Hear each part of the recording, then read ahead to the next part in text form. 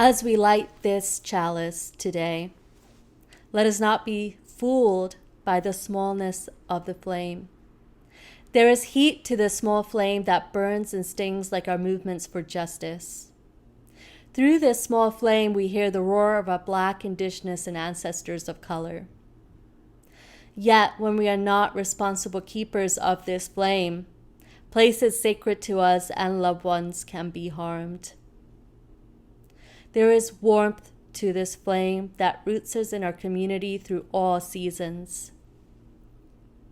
Let us remember that as we light this flame, may it not light just the flame of truth within our hearts, but may it light that prophetic fire that moves us to bold action this season and beyond.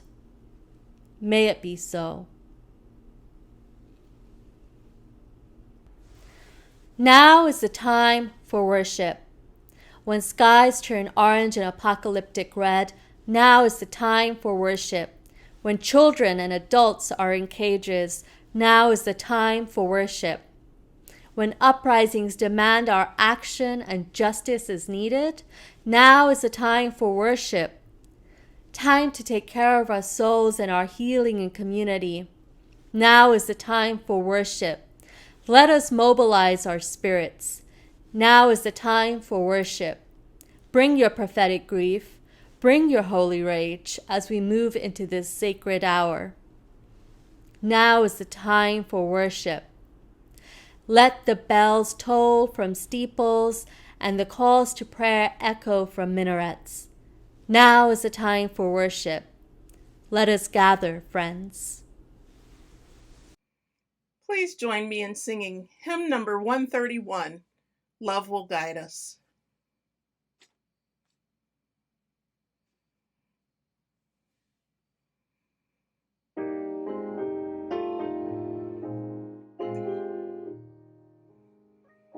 Love will guide us, peace has tried us, hope inside us will lead the way on the road from greed to giving. You can change the world with your love. If you cannot sing like angels, if you cannot speak before thousands, you can give from deep within you. You can change the world with your love. You are like no other being. What you can give, no other can give.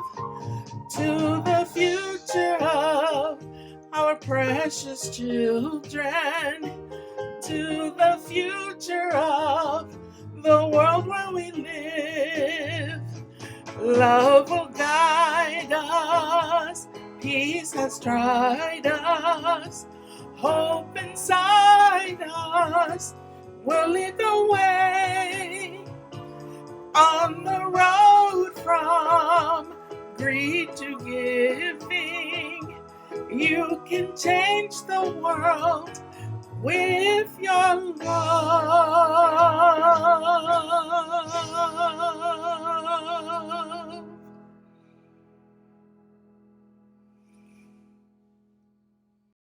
All right, everyone. So gather together because we are going to talk about somebody amazing.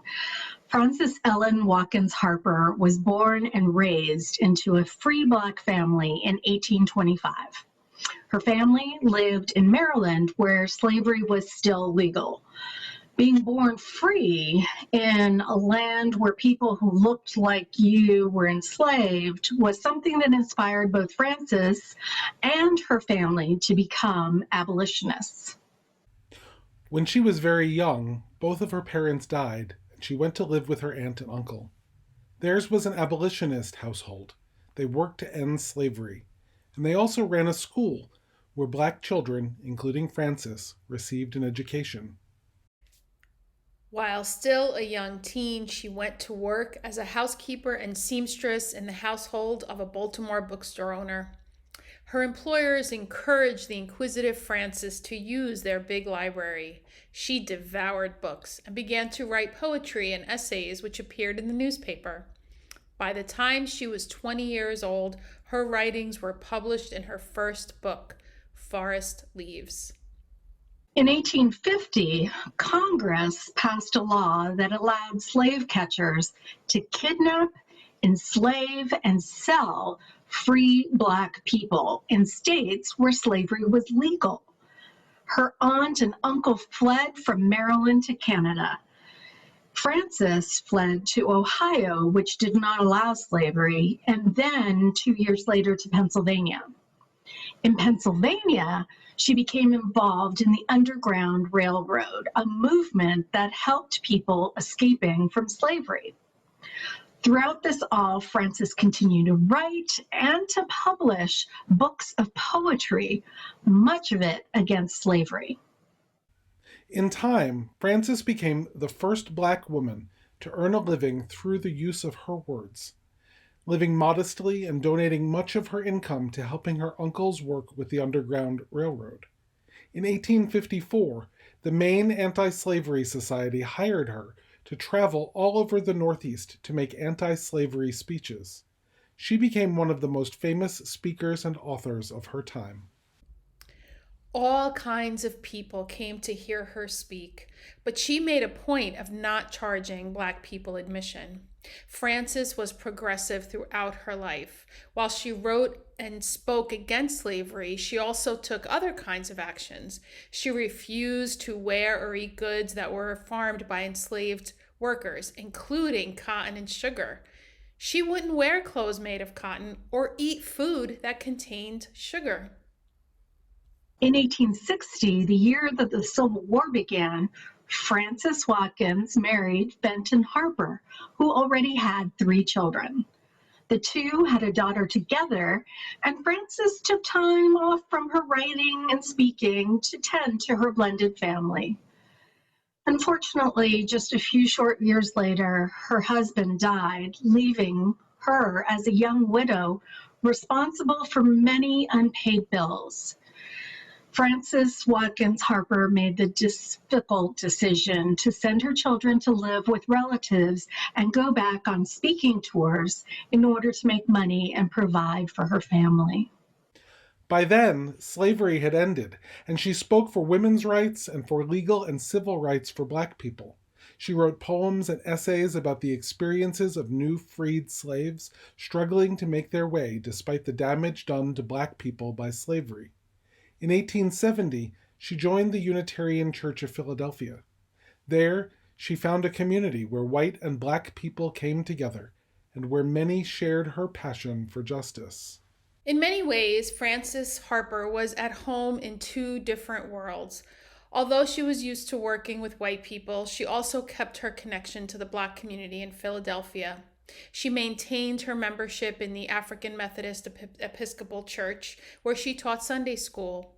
She wrote 3 novels specifically for Black people, highlighting family connections and choices about racial identity.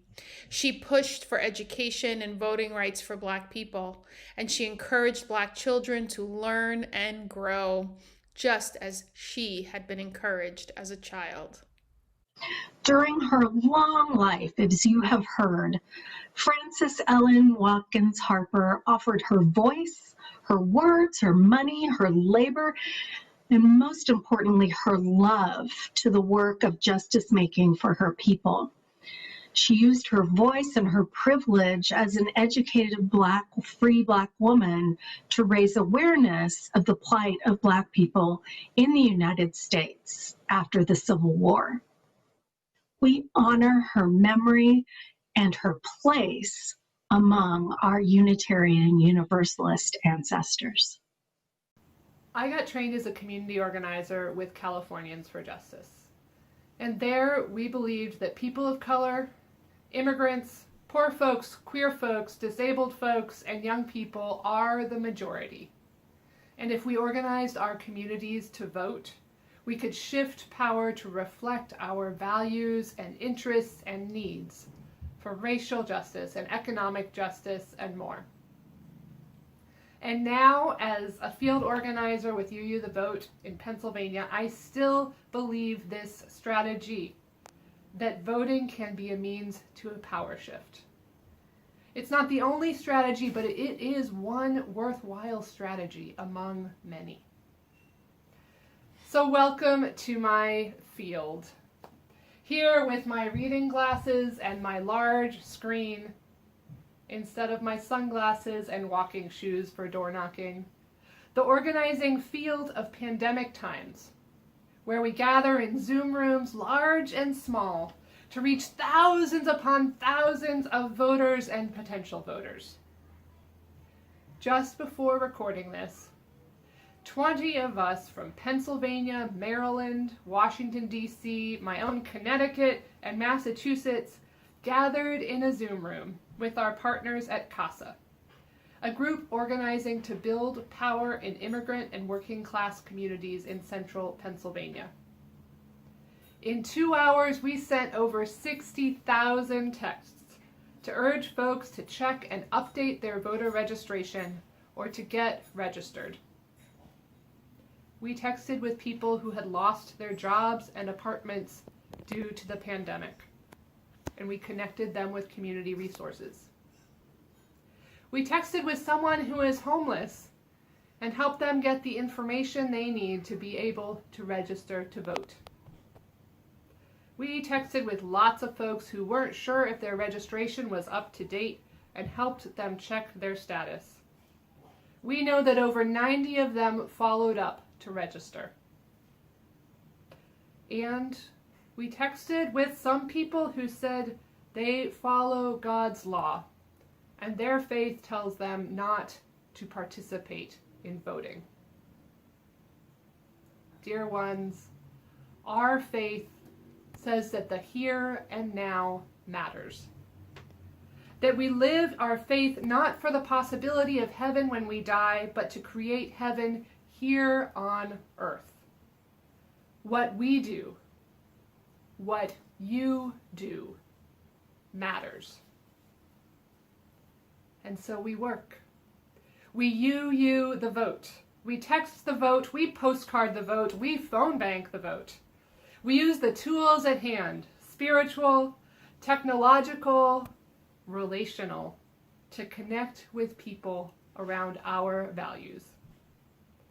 If you haven't considered calling voters yet, please step out of your comfort zone and try it. Join us in this sacred connection and faithful work. There is so much to do, and so little time before the election. And there is so much to do after the election, because we are in this not to elect a particular person, but to shift power to reflect our faith, our values, so that we can keep organizing for a world where every person is loved, sheltered, valued, and has what they need to thrive. A single honeybee makes just 1/12 of a teaspoon of honey in its lifetime. It takes 70 honeybees just to make my morning tea. Like honeybees, it is up to each of us to do our part. Let us be honeybees. I ask you to do your 1/12 of a teaspoon. Perhaps 2 hours or 10 hours of work. Together it adds up to a whole lot of honey. I invite you to come join us in the virtual field. Make your small bit of honey so that together we as Unitarian Universalists can make gallons and gallons of impact. We who believe in freedom cannot rest. We who believe in freedom cannot rest until it comes. As a song leader, One of the songs that I keep returning to, particularly in these days of uprising and reckoning, is Ella's Song, written by Dr. Bernice Johnson Regan and performed by Sweet Honey and the Rock. Its lyrics, which I know some of you are already very familiar with, set to music the words of Ella Baker, an organizer, activist, leader, teacher, a prophet in the civil rights movement. Until the killing of Black men, Black mothers' sons, becomes as important to the rest of the country as the killing of a white mother's son, we who believe in freedom cannot rest until it happens. Ella Baker's words in this song are ones she wrote over 50 years ago, but they could have been written yesterday. And I'll be honest, that reality breaks my heart. It leaves me crying out, will it ever end? For some of us, that question is one that has literal life and death implications that the rest of us cannot fully know. And as much as Ella Baker's words break my heart, they also charge my spirit. Their relevance to today's manifestation of resistance and community reminds me that we are a continuation of something much bigger, much more powerful, much more incredible than this single moment in our history. Our struggles to affirm the humanity and basic rights of Black and brown lives in this country and world, they did not begin with us, and they will not end with us. We who believe in freedom cannot rest. We who believe in freedom cannot rest until it comes. Now, I admit it took me several years of singing these words to realize that Ella Baker probably wasn't telling me, Renwadiot Mustafa Taha Hamami, personally to never rest. No. In fact, none of us as individuals should be asked or expected to never rest. But all of us who believe in freedom, as a collective, as a community, we cannot rest. Ella's song, Ella's words are a charge for all of us together as a movement to never rest. We cannot stop fighting, we cannot stop creating, we cannot rest until freedom in its truest and most universal form exists in our world. Our faith as Unitarian Universalists who don't all agree on what happens after this life can all believe that what happens in this life matters so deeply that we have been called heretics, broken unjust laws, and probably gotten ourselves on more than one government list to make it known that we will not rest until freedom for every last one of us comes.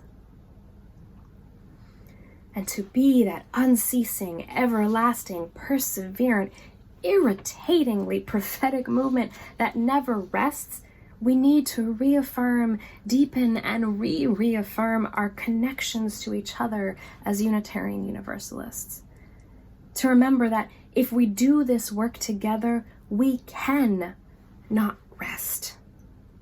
And just as important, to be a true continuation of that much bigger, much more powerful, much more incredible freedom movement, we not only need to sustain our relationships within our faith, but we must build and sustain the relationships with communities and frontline liberators who have been leading the way to universal freedom for generations. We who believe in freedom cannot rest and cannot rest when we act as a truly interdependent collective. When we are carrying our load on the way to liberation, remembering that we are part of a movement reminds us that we are not carrying that load alone. Like a choir whose singers stagger their breathing to make sure a single note remains an unbroken sound, or a hospital that runs non-stop with a rotating staff. like migrating geese who take turns leading, following, or resting in their flying formation. We cannot rest, and we can not rest until freedom comes if we sustain our connections to one another. We need each other so that when we as individuals do rest, we know our movement towards universal freedom carries on, waiting for us to return and temporarily relieve another of their liberation load. As we count down the days to Election Day, we know that no matter the outcomes, our work will continue. We will not rest.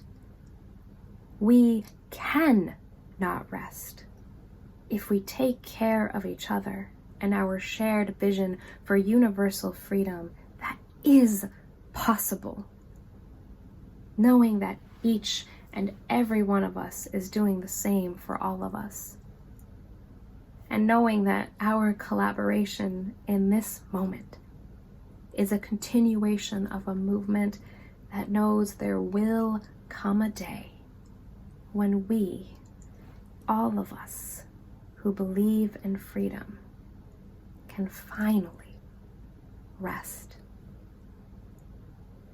We who believe in freedom cannot rest. We who believe in freedom cannot rest until it comes.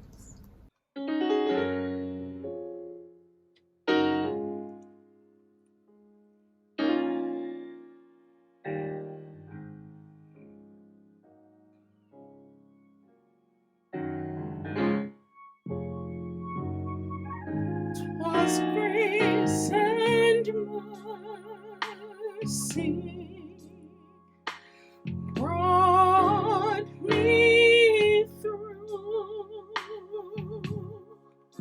I'm living this moment wrapped in love's truth. Hallelujah,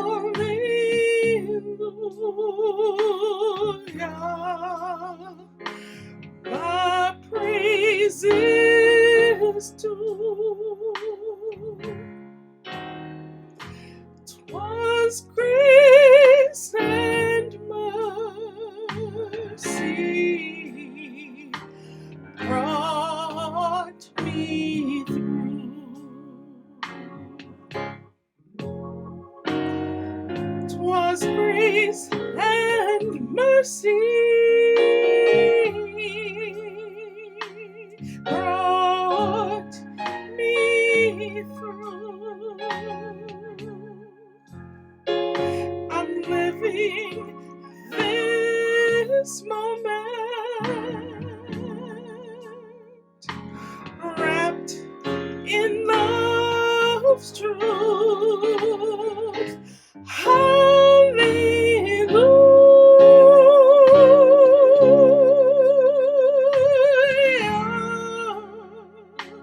my praise is due. 'Twas grace and mercy. 'Twas grace and mercy.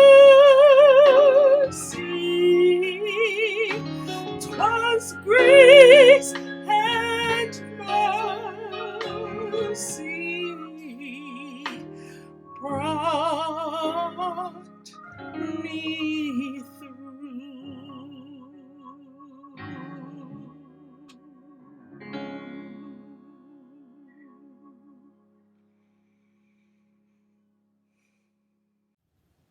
I was 13 years old when I became a Unitarian Universalist.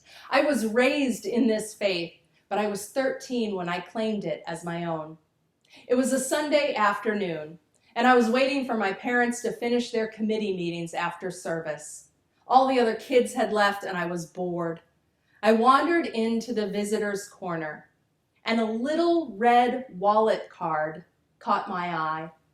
It said in bold letters on the front, "What do Unitarian Universalists believe?" My 13-year-old self wondered, what do Unitarian Universalists believe? As I read the 10 statements written by the Reverend David O. Rankin, in my heart, in my soul, as I read those words, I said, yes, this is what I believe. One phrase in particular planted itself in me like the deepest truth, and I never forgot it. We believe in the motive force of love. It was in that moment when I knew that this was my religion. I start with this story to ground the work of UU the Vote in our theology, which is its foundation and its inspiration. This year marks the 250th anniversary of what we celebrate as the beginning of universalism in the United States. It was on September 30th, 1770, that Universalist John Murray preached his first sermon on this continent. And the truth that I read in that little red wallet card, the truth I've never forgotten, is the message of universalism.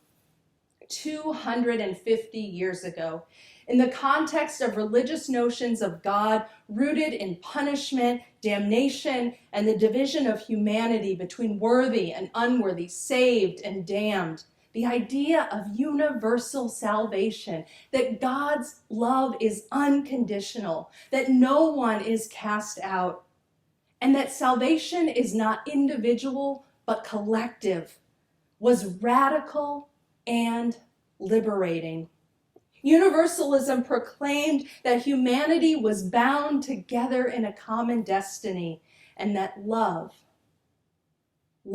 is the thread that binds each of us to the other and everyone to creation. Universalists believed that God is love. They also believed in hell. They just believed that it existed here and now on the earth. The great Universalist preacher Hosea Ballou was clear about how politicians and those in power used fear, stoked fear, to protect their greed and corruption and self-interest, and he knew the suffering that resulted from that. Rather than speak of theology in terms of speculative notions of God, Ballou spoke of it in terms of human experience here and now and our relationships to each other. A society that lives out the motive force of love would be one that fosters joy and liberation and thriving for all people. This is the highest calling of our faith as Unitarian Universalists, to live out, defend, and embrace this motive force of love in our lives, in our actions, in our commitments, and in our society. This is why UU the Vote says vote love. Today, in our context, we are witnessing the emboldening and authorization of ideologies rooted not in love and interdependence, but in domination, authoritarianism, and dehumanization. And just to be clear, this is not new. It has a long and deadly history on this continent, going back more than 400 years. And yes, even our Universalist ancestors came from that same lineage of Christian European conquest and limited the vision of universalism only to white society. A limit that we are still trying to redeem ourselves from. It is dehumanization that creates systems that put children in cages, that deny health care to our transgender siblings, that allow police violence and the murder of Black people to continue unabated and without accountability. Dehumanization that allows triage protocols that devalue the lives of disabled people and that lead to systemic divestment from communities. The resources from housing to education, healthcare to jobs, and the criminalization of poverty. Just as Hosea Ballou named it, the tool of dehumanization, its propaganda, is fear propaganda that tells us to fear our neighbor, that we are not family and kin, but enemies. This is the exact opposite of our theology of universalism that tells us that we have a common destiny and we are connected to one another in love. This is why UU the Vote says vote, love, defeat, hate. And while the forces of dehumanization and domination have always been a part of U.S. history, so too have been those who have resisted and organized for the values of dignity, equity, humanity, and love. These days are heartbreaking, they're infuriating, and they're frightening. On days when I lose my own strength, I turn to the words of Alice Walker, who reminds us, we remember our ancestors because it is an easy thing to forget, that we are not the first to suffer, rebel, fight, love, and die. The grace with which we embrace life in spite of the pain and the sorrow is always a measure of what has gone before us. We remember our ancestors, theological, familial, and in movement. We remember Francis Ellen Watkins Harper, Hosea Ballou, John Brown, Sitting Bull, Ida B. Wells, Dr. King, Anne Braden, and so many more whose names history does not remember. Those who struggled and risked and fought and loved for the principles of justice, equity, liberty. This is why in UU the Vote we say vote love, we say defeat hate, because dear ones, we are on a precipice. Every single one of our most deeply held values is on the line right now. The current powers in government are showing in everything they do that the inherent worth and dignity of so many immigrants, Black people, disabled folks, trans and queer people does not matter to them. Human agency, interdependence, the democratic process are being disrupted and defiled daily. It is a radical act of faith to not only continue to believe in all of our cherished principles, but to demand them by speaking out, taking risks, organizing, leveraging our resources, and building networks of solidarity and power to protect one another and these values. We are on a precipice, and our actions right now will affect whether we have a chance to continue to bring our bold values forward, to rebuild, expand, and strengthen our democracy, to confront police violence, to upend racial inequity, to change divestment from communities, and make moves to protect the climate. Now is the time to draw on the grace, the courage, and the strength of all those who went before, to widen our comfort zones, and to do all we can to vote, love, and defeat hate. If you haven't taken any form of action yet, sign up for a shift with UU the Vote. I can tell you that it's fun. And if you've written postcards to voters, but you feel nervous about phone banking, do it with your fellow UUs. And if you've been all in with UU the Vote from the beginning, keep it up and start planning for how you will show up and organize after November 3rd. Because democracy will not be restored in one election. It's been under systemic attack for decades, and justice will not roll down like waters in one election.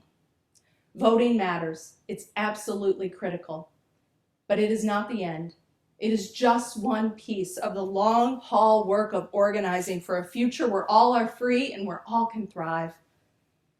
Will you show up in the streets, set up to contribute to a bail or legal assistance fund, open your church building to protesters needing refuge from state repression, tap into your own endowment or discretionary funds to make sure that grassroots organizers have the funds they need for their work? There is so much to do. And our faith calls us to love more radically, to give more generously, to believe more fervently that another world is possible, and be willing to be all in for that future. As you've heard me say many times before, this is no time for a casual faith, No time for a casual commitment to what you hold most dear. And this is no time to go it alone. Friends, we are in this work together. I invite you to be deeper in this work of UU the Vote with us. May we remember that we are held by love always. May we remember that we are held by and with one another. And may we all together be all in today, tomorrow, next month, and next year for justice, for love, for democracy, and for a future that is free and thriving for all people. May it be so.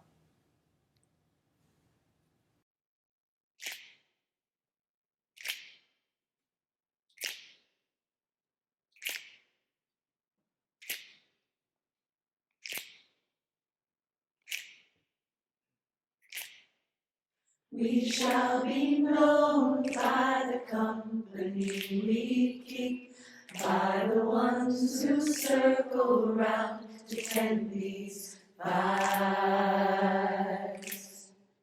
We shall be known by the ones who sow and reap the seeds of change alive from deep within the earth. It is time now. It is time now that we cry. It is time we lead ourselves into the well. It is time now, and what a time to be alive. In this great turning we shall learn to lead in love. In this great turning we shall learn to lead in love. We shall be known by the company we keep, by the ones who circle round to tend these vibes. We shall be known by the ones who sow and reap the seeds of change alive from deep within the earth. It is time now. It is time now that we thrive. It is time we lead ourselves into the well. It is time now, and what a time to be alive. In this great turning we shall learn to lead in love. In this great turning we shall learn to lead in love. In this great turning we shall learn to lead in love. In this great turning we shall learn to lead in love.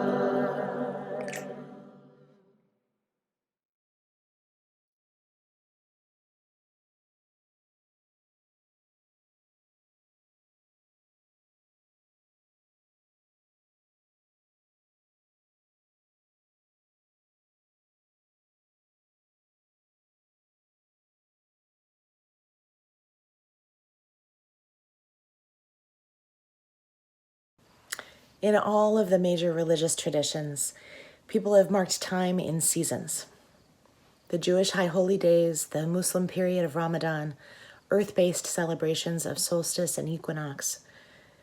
Each of these seasons, in its own right and in its own way, helps humans to mark the passage of time, to reconnect with what is good and holy and true in each of us and in one another, to travel the spectrum of human emotion and experience, as our ancestors and their ancestors have done for generations.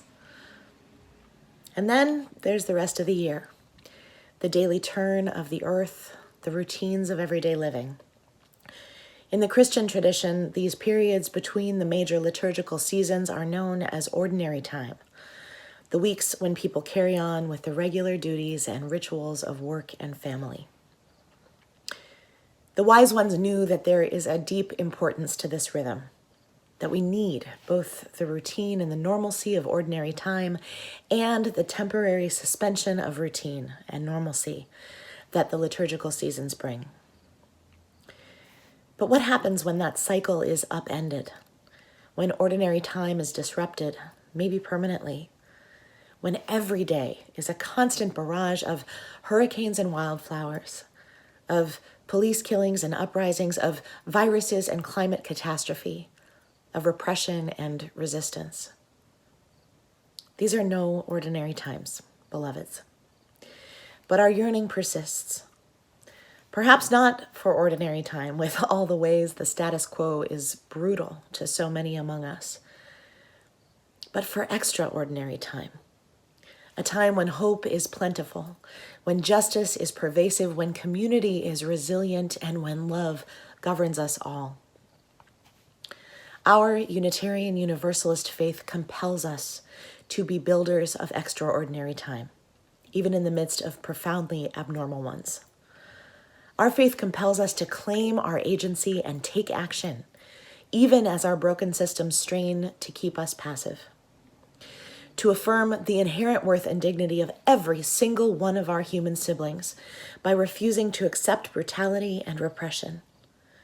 To lean in to our radical interdependence by working together, organizing our communities to be powerful and prophetic in the face of all the forces that would dehumanize and kill us. Right now, UU the Vote is working ceaselessly to build this kind of extraordinary time. Across the country, hundreds of our congregations are mobilizing volunteers in deep partnership with local and national partners. UUs have reached out to hundreds of thousands of voters with texts and postcards and calls, on track for 1 million before November. We have had deep conversations about the issues that are central to our deepest values. We are fighting voter suppression, mobilizing those who have been disenfranchised, registering neighbors who've never had the chance to make their voices heard. And we are also building power and resources and connections to face together whatever comes after November 3rd. So today, we are asking you to join with us in building this extraordinary time that we are all yearning for. And to mark this threshold year of 2020 and all the possibility and peril it represents, we are inviting every single Unitarian Universalist to help us move into the future, toward extraordinary time in November and beyond, by making a gift to UU the Vote. And since numbers are significant, we want to encourage you to consider a gift that honors the number 2020. Perhaps you are someone who could make a gift of $2,020, an amount that would fund 50,000 calls to voters in critical states. If this is you, now is the time for your generosity. Or maybe you're someone who could give $202 or $20.20 or some multiple of those numbers, helping us pay for fellowships and organizers and staff across the country who are coordinating our phone banks, working with state advocacy networks, building infrastructure of volunteers that's going to last us far beyond this election. Or maybe you, like so many among us, are suffering financially during this time, but maybe your gift of $2.02 can be a symbolic gesture that we are all one, that we are working together to build this extraordinary time. Together, friends, as Unitarian Universalists, we are doing extraordinary things in these abnormal and heartbreaking times. And there is so much more to do. Please, give as generously as you are able. For all we have received, and for all that we have found the courage to give, may we be truly thankful. Amen.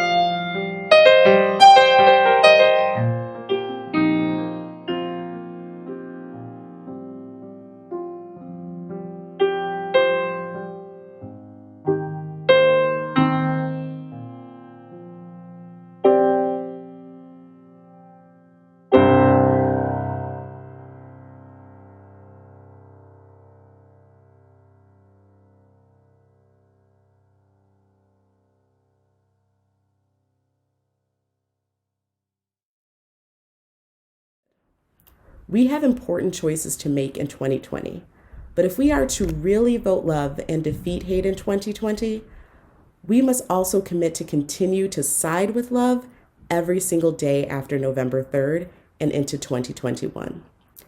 If you are in it for the long haul, if you believe that another world is possible because you are gathered in a community that puts faith into action, if you are ready to stretch beyond November 3rd to protect democracy, join us. Take the Vote Love Pledge to join a team that is organizing to take action in this election and ready to mobilize after November 3rd for the work ahead. Join me. Take your phone out. Text Pledge Love to 51555 to take the pledge today, or go online at uuthevote.org. We need everyone in this work. Thank you for finding your role in this work. Thank you for doing it with joy and hopefulness. And thank you for joining UU the Vote. Let's make sure love always wins. As we extinguish the chalice flame which has danced through our time together, we commit ourselves again to keep the flame of justice burning bright, especially in those times and places where justice is denied, with those people whose humanity is denied. And never will we extinguish the flame that burns in our communities, the flame of love, the flame that burns in our hearts, our minds, our spirits, and our bodies, the flame that burns in our care for one another in our communities. Friends, I offer you these words from the Reverend Darcy Roque. There is too much hardship in this world to not find joy every day. There is too much injustice in this world to not right the balance every day. There is too much pain in this world to not heal every day. Each of us ministers to a weary world. Let us go forth now and do that which calls us to make this world more loving, more compassionate, and more filled with the grace of divine presence every day. Every day. Every day. Please join me in hymn number 1017, Building a New Way.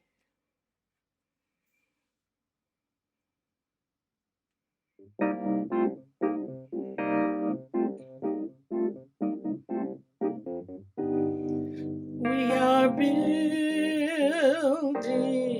a new way. We are building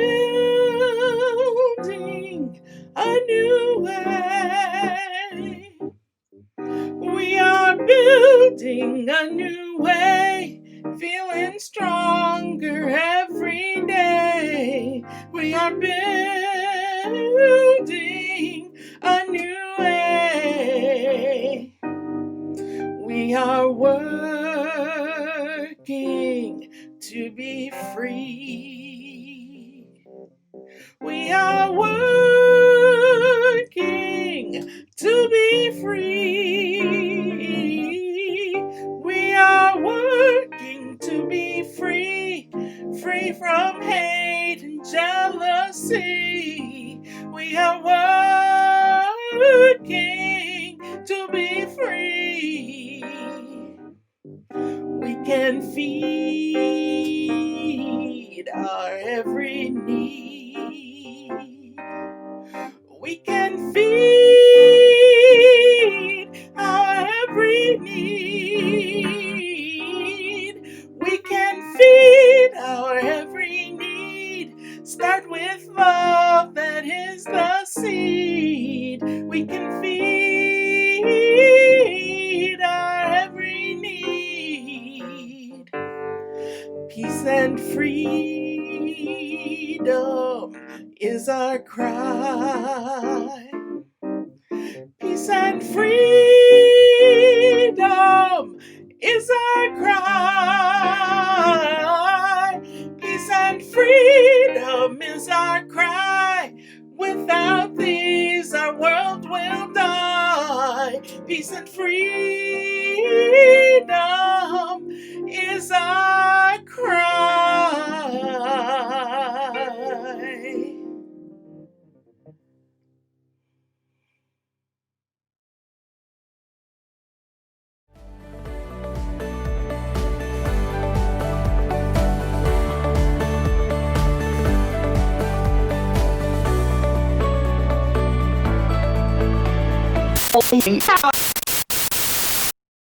Is this thing even on?